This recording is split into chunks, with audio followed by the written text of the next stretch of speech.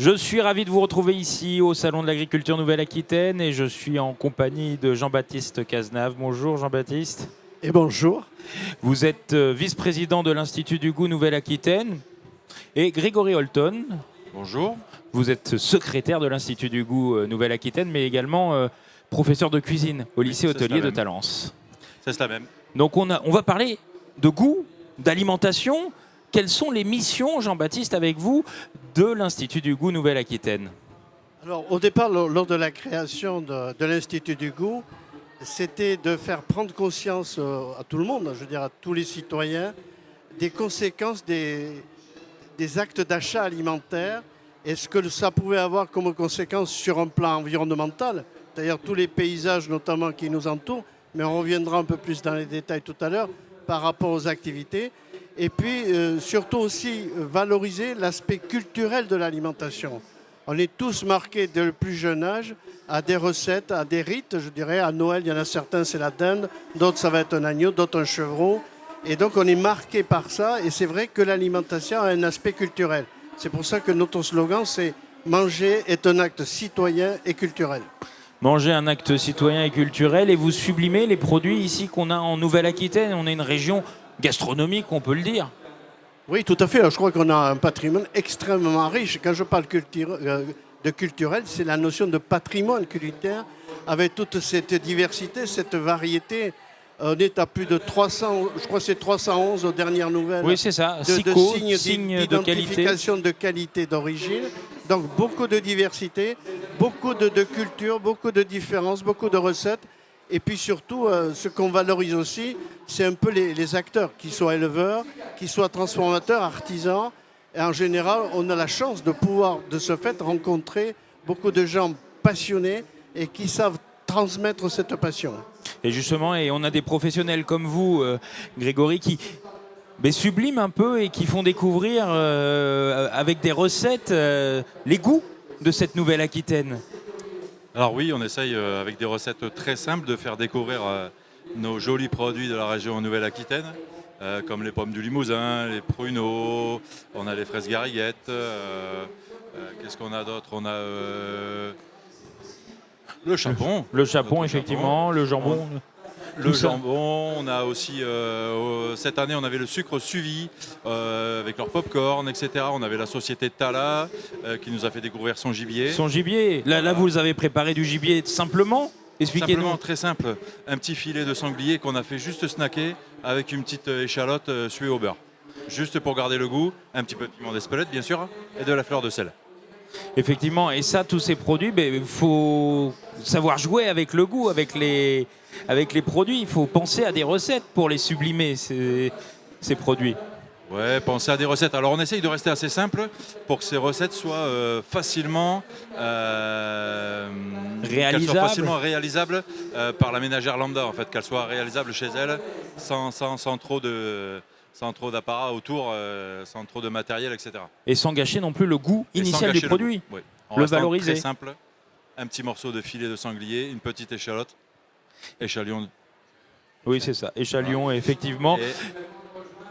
Et donc, Jean-Baptiste, justement, vous êtes présent chaque année ici au salon, hein. C'est important pour l'Institut du goût de passer par ce salon de l'agriculture Nouvelle-Aquitaine.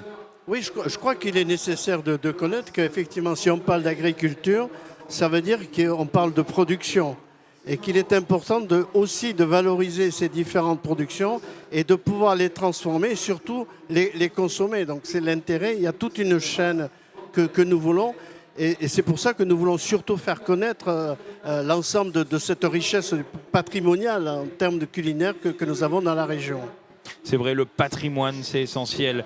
Mais là, justement, les gens que vous voyez, que vous rencontrez aujourd'hui au Salon d'agriculture, vous leur faites découvrir de nouveaux produits, finalement. Ils ne connaissent pas forcément ce patrimoine. Tout à fait. Et je crois que c'est pour ça je vais quand même donner 2 ou 3 exemples des actions, des activités, des ateliers que nous avons réalisés. Nous avons eu les 2 premiers jours une association de Sud-Gironde qui s'appelle Jardin de Tomates, qui ont donné énormément de conseils sur la tomate. Quel goût avait chaque tomate, parce qu'ils ont un catalogue, enfin, je dirais un échantillon de 3052 variétés de tomates. C'est à peu près le quart des variétés mondiales qui sont ici en Sud-Gironde. Et puis on avait la CPI également, qui également a beaucoup de diversité de menthe. Il y a 60 variétés de menthe. Donc chaque fois, on essaie de trouver un peu ces différences et ces variétés.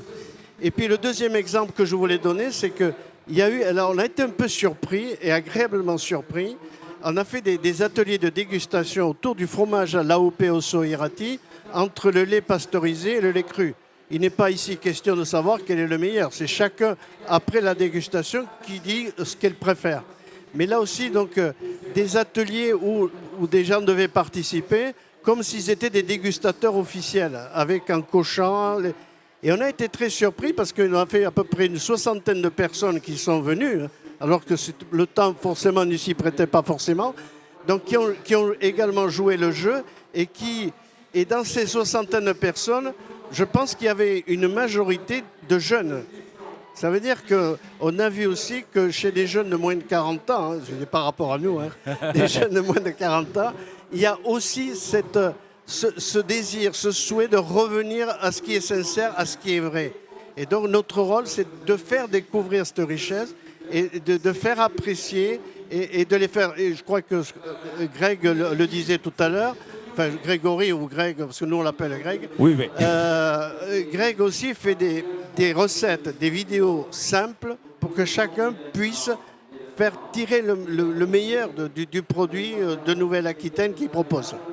C'est sûr, des recettes simples, meilleures, c'est ce que vous nous racontiez tout à l'heure, Greg.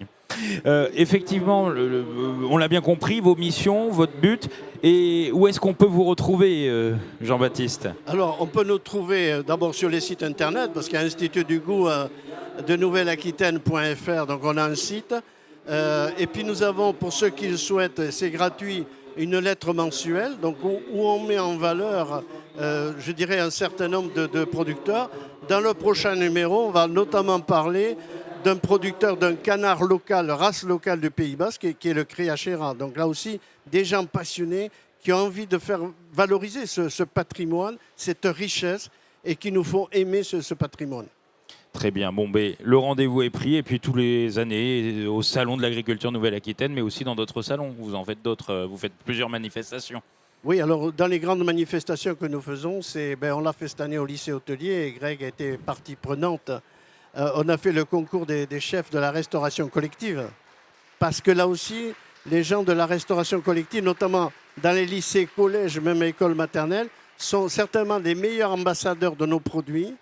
Et parce qu'ils savent tirer le meilleur et surtout faire aimer aux jeunes, aux enfants, à découvrir le patrimoine qui est de près de chez eux, le patrimoine culinaire, et surtout de pouvoir l'apprécier et de le goûter, et parfois d'inciter les parents à l'acheter. Bon, mais merci beaucoup à tous les deux d'être venus sur le plateau au Salon de l'Agriculture Nouvelle-Aquitaine. Merci. Et on se retrouve donc pour découvrir ce patrimoine, je l'ai bien compris, ce patrimoine du goût et de l'alimentation en Nouvelle-Aquitaine partout et sur le site internet. Bref, je vous invite à déguster tout ça. À très bientôt pour une nouvelle émission.